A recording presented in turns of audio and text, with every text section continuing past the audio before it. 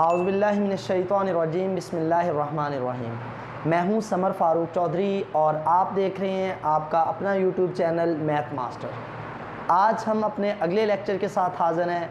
Chapter number 1 9th class और exercise 1.4। पहले हमने पढ़ा है एक्सरसाइज से पहले वाली थ्योरी, यानी कि जो इस एक्सरसाइज में क्वेश्चंस वगैरह आएंगे उससे रिलेटेड थ्योरी हम पढ़ चुके हैं। अब उससे रिलेटेड एक्सरसाइज कर रहे हैं। 1.4 एक्सरसाइज आज शुरू करेंगे और इसमें सबसे पहले क्वेश्चन नंबर 1 हम सॉल्व करते हैं। तो ये सारा कुछ जो भी एक्सरसाइज के अंदर होगा वही होगा जो थ्योरी में हमने पढ़ा, उसी से रिलेटेड होगा। तो थ्योरी अगर हमें अच्छे से आती है तो एक्सरसाइज में इंशाल्लाह हमें कोई प्रॉब्लम नहीं होगी। तो चलें स्टार्ट करते हैं जी। Exercise 1.4 question number 1। इसमें जी पहला क्वेश्चन है हमारे पास, question number 1, which of the following product of matrices is conformable for multiplication. कि ये पहले क्वेश्चन में कुछ दी हुई हैं रकमें दी हुई हैं, 5 इसमें पार्ट दिए हुए हैं इस क्वेश्चन के। हमने सिर्फ इतना बताना है कि इनमें से कौन सा पार्ट या कौन सी जो प्रोडक्ट है वो मैट्रिक्स मल्टीप्लिकेशन के लिए कंफर्मेबल है, कि कौन कौन सा इसमें से मल्टीप्लाई हो सकते हैं, कौन से दो मैट्रिक्स आपस में मल्टीप्लाई हो सकते हैं और कौन से नहीं हो सकते हैं, कि कौन सी मल्टीप्लिकेशन पॉसिबल है और कौन सी इम्पॉसिबल है। तो जो मल्टीप्लाई हो सकेंगे उनके साथ पॉसिबल लिख देंगे, और जिनके साथ जो आपस में मल्टीप्लाई नहीं होंगे तो उसको हम जो है वो लिख देंगे कि ये मैट्रिक्स मल्टीप्लिकेशन इम्पॉसिबल है, यहाँ पर हम इनको मल्टीप्लाई नहीं कर सकते। तो मैट्रिक्स मल्टीप्लिकेशन के लिए कैसे इनको मल्टीप्लाई किया जाता है, मल्टीप्लिकेशन का हमने इस थ्योरी में सबसे पहले टॉपिक पढ़ा था। ऊपर आप देखें, आपको वीडियो नज़र आ जाएगी, इसमें मैं डिस्क्रिप्शन में भी दे दूंगा, वरना ऊपर आपको आइकॉन मिलेगा जो वीडियो से रिलेटेड है मल्टीप्लिकेशन की। तो वहाँ पर हमने क्या पढ़ा था? हमने पढ़ा था कि दो मैट्रिक्स आपस में सिर्फ और सिर्फ तभी मल्टीप्लाई किए जा सकते हैं जब पहले मैट्रिक्स के अंदर मौजूद जो नंबर ऑफ कॉलम्स हैं, जो पहले मैट्रिक्स के कॉलम्स की तादाद है दूसरे नंबर वाले मैट्रिक्स की रॉज की तादाद के बराबर हो जाए। पहला मैट्रिक्स उसके जो कॉलम्स हैं उसकी तादाद दूसरे मैट्रिक्स की रॉज की तादाद के बराबर हो जाए, तभी हम उनको मल्टीप्लाई करेंगे, अदरवाइज वो मल्टीप्लाई हो ही नहीं सकते। तो चलें देखते हैं उस टॉपिक के लिहाज से। ये पहला मैट्रिक्स है, तो पहला क्वेश्चन जो पहला पार्ट, इसके अंदर कितने, पहले मैट्रिक्स के अंदर कितनी हमारे पास कॉलम्स हैं? ये 1 ये 2, तो इसका मतलब इसके अंदर कितने हैं? 2 कॉलम्स हैं। इसी से रिलेटेड जो दूसरा हमारे पास मैट्रिक्स है उसमें कितनी रोज हैं? पहली और ये दूसरी, 2 रोज हैं। तो इसका मतलब पहले मैट्रिक्स के कॉलम्स की तादाद दूसरे मैट्रिक्स की रोज की तादाद के बराबर है। तो इसका मतलब हम इनको क्या कर सकते हैं? हम इनको मल्टीप्लाई कर सकते हैं। तो ये मतलब ये क्या है? मैट्रिक्स मल्टीप्लिकेशन पॉसिबल है, ये कंफर्मेबल यहाँ पर साथ ही लिख देंगे हम, कंफर्मेबल फॉर मल्टीप्लिकेशन।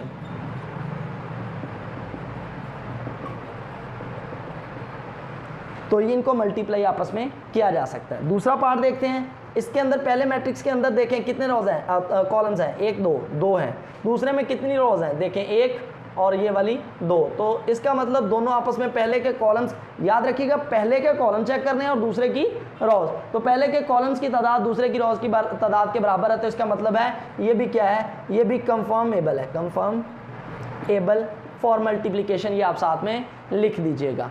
तो इसके बाद तीसरा है, उसमें देखते हैं कितने मैट्रिक्स, इसके अंदर कॉलम कितने हैं? 1, पहले में 1 कॉलम है, दूसरे में कितनी रोज हैं? तो ये 2 बनती है हमारे पास, तो ये 2। तो ये देखें, इन दोनों को चेक करें, पहले के कॉलम्स की तादाद दूसरे की रोज की तादाद के बराबर नहीं है, तो हम साथ में लिख देंगे not multiply, they are not conformable for multiplication. यहां पर आप लिख दीजिएगा multiplication, they are not conformable for multiplication. इसके बाद चौथा पार्ट देखते हैं। पहले के अंदर हमारे पास कितनी रोज हैं भाई? 2, कॉलम कितने हैं? 2, और दूसरे में चेक करें कितनी रोज हैं? 2। तो पहले के कॉलम्स की तादाद दूसरे की रोज की तादाद के बराबर है, तो they are conformable for the multiplication, ये मल्टीप्लाई किए जा सकते हैं। साथ में लिख दीजिएगा they are conformable for the multiplication. अब देखें तीसरा लास्ट जो है इसका वो चेक करते हैं। तो इसमें पहले में कितने कॉलम है? 1 2 और 3, ये 3 आ गया। दूसरे में रोज चेक करते हैं, 1 2 और ये 3। तो इसमें दूसरे में 3 रो हैं, पहले में 3 कॉलम है, पहले के कॉलम्स की तादाद दूसरे की रोज की तादाद के बराबर है, तो इसका मतलब they are conformable for the multiplication, इनको मल्टीप्लाई किया जा सकता है। तो उम्मीद है ये पहला क्वेश्चन आपको समझ आ गया होगा जी। इसके बाद क्वेश्चन नंबर 2 है, इफ ए 3 0 -1 और 2 और बी दिया हुआ है 6 व 5, find A B and B A, यानी कि ए बी का मल्टीप्लिकेशन फाइंड करनी है और फिर बी ए, यानी कि बी को पहले ए को पहले रखना है और बी को बाद में, और बाद में बी को पहले रख के ए को बाद में रखना है और इनको मल्टीप्लाई करना है इफ़ पॉसिबल, अगर ये मुमकिन है।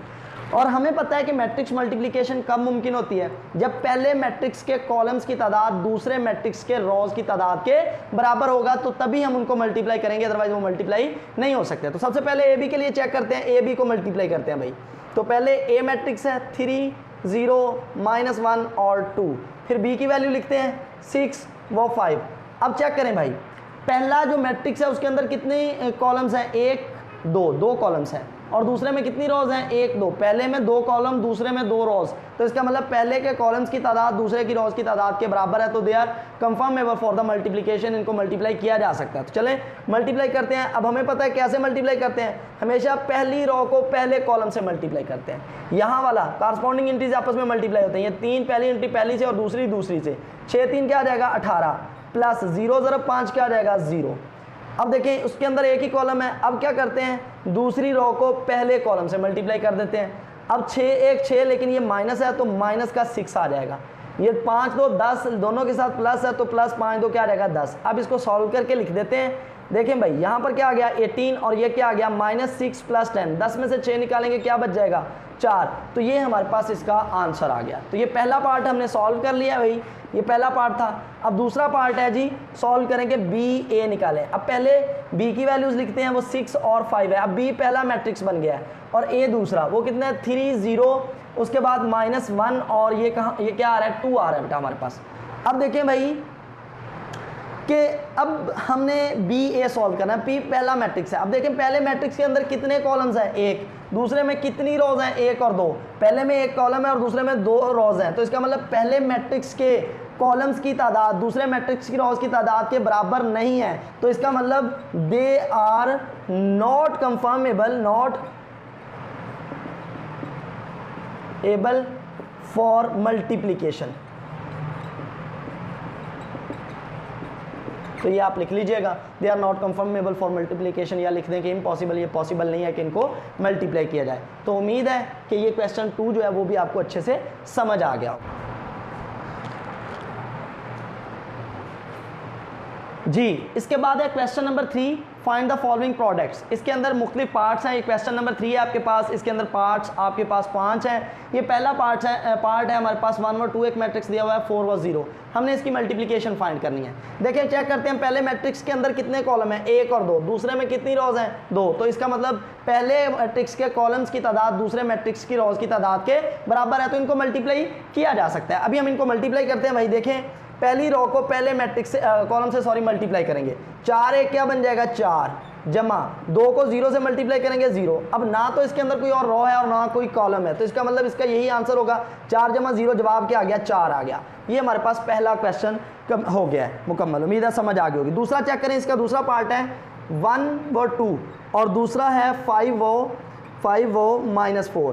तो देखिए भाई यहाँ पर पहला मैट्रिक्स जो है उसके अंदर कॉलम कितने हैं 2 और दूसरे में कितनी रोज हैं 2, तो इसका मतलब पहले मैट्रिक्स के कॉलम की तादाद को दूसरे के साथ कंपेयर करें तो दोनों, दूसरे की कितारों के साथ कंपेयर करें तो दोनों बराबर हैं, तो इनको मल्टीप्लाई किया जा सकता है। तो मल्टीप्लाई करते हैं, पहली रो को पहले कॉलम के साथ 5 और 1 मल्टीप्लाई होगा, 5 प्लस और माइनस माइनस हो गया और 4 2 8 आ गया। जब इसको सॉल्व करते हैं तो 5 - 8 क्या हो गया -3, तो ये हमारे पास आंसर आ गया।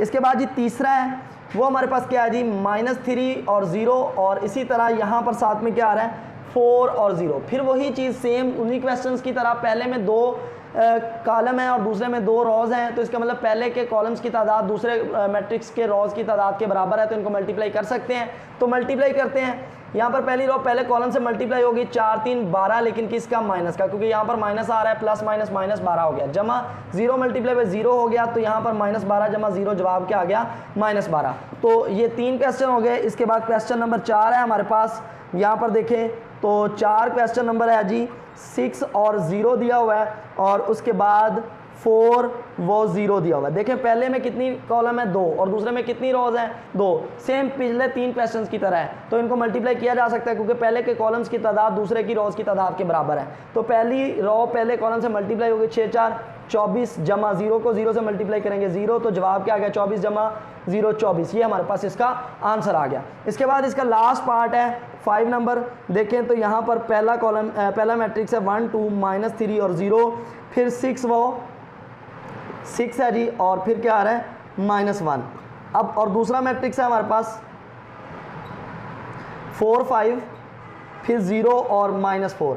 अब देखें पहले के अंदर कितने कॉलम हैं जी 2 और दूसरे के अंदर कितनी रोज हैं 2, तो इसका मतलब पहले के कॉलम्स की तादाद दूसरे की रोज की तादाद के बराबर है, तो इसका मतलब इनको मल्टीप्लाई किया जा सकता है। तो इसको मल्टीप्लाई करते हैं। देखें भाई ये सिर्फ निशान इसलिए लगाया था आपको रोज़ और कॉलम जो है वो क्लियर हो जाए। तो पहले में 2 रोज़ हैं और दूसरे में जो है वो हमारे पहले में 2 कॉलम है और दूसरे में 2 रोज़ हैं, तो मल्टीप्लाई करते हैं। पहली रो जो है वो पहले कॉलम से मल्टीप्लाई होगी, 4 ज़रब 1 क्या आ जाएगा 4 जमा 2 0 2 ज़रब 0 0 हो जाएगा। फिर पहली रो दूसरे कॉलम से 5 ज़रब 1 क्या आ जाएगा 5, और इसके बाद 4 ज़रब 2 8 हो जाएगा, लेकिन यहाँ पर प्लस है और इधर माइनस है, प्लस माइनस क्या हो गया माइनस, और 4 2 क्या हो गया 8। अब दूसरी रो पहले कॉलम के साथ 4 3 12, लेकिन ये माइनस का 3 है ना, ये माइनस का 3 है, तो प्लस माइनस माइनस होगा 4 3 12 जमा 0 ज़रब 0 क्या आ जाएगा 0। अब वही दूसरी रो दूसरे कॉलम्स के साथ 5 3 क्या आ जाएगा 15, लेकिन किसका माइनस का, 0 ज़रब 4 क्या आ जाएगा 0 का, 0 प्लस हो माइनस हो उससे कोई फ़र्क नहीं पड़ता। अब देखें यहाँ पर ये -1 है, तो तीसरी रो जो है वो हमारे पास पहले कॉलम से पहले मल्टीप्लाई करेंगे 6 4 24 जमा -1 ज़रब 0 क्या हो जाएगा 0, प्लस का करें माइनस का कोई फ़र्क नहीं पड़ता। अब तीसरी रो दूसरे कॉलम से 5 6 30 और उसके बाद माइनस और माइनस क्या हो जाएगा प्लस, और 4 1 4। अब इसको सॉल्व करके लिख लेते हैं भाई।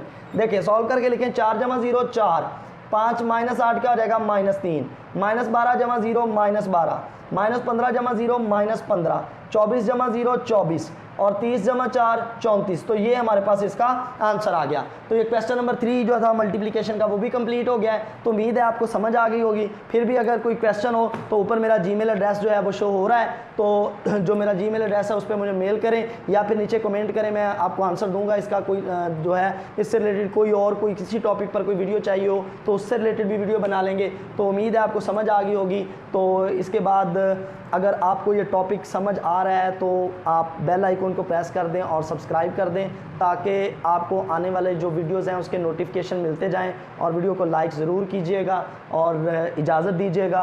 अल्लाह निगहबान, खुदा हाफिज़।